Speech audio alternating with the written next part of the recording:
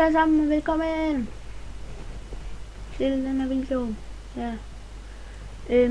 Og den her video, den kommer til at handle om, hvordan man kan få gratis på en måde.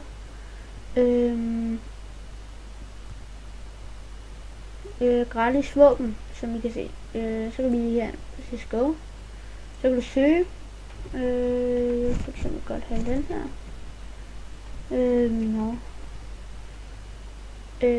Så kan vi finde den.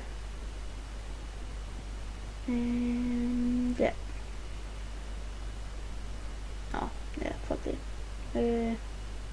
Men som I kunne se, så lige... Hvor fuck er der alt det her lort? Vent det.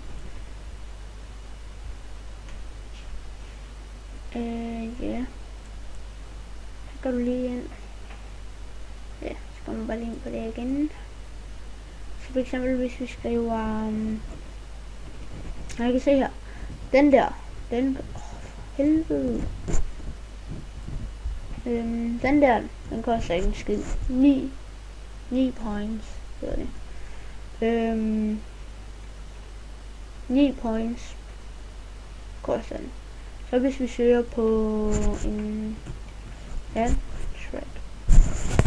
Stash Track Bayonet for eksempel, den koster rigtig meget. Fordi det er sådan nogle rigtig dyre ting. Ja. Og så kan vi Stash Track M4. Nej, det er skidt. M4A1.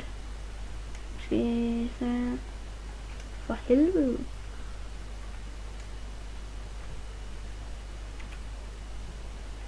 Nej, okay, fint. Så finder vi den bare selv, hvis der er en Stash Track. Det er der så ikke. Men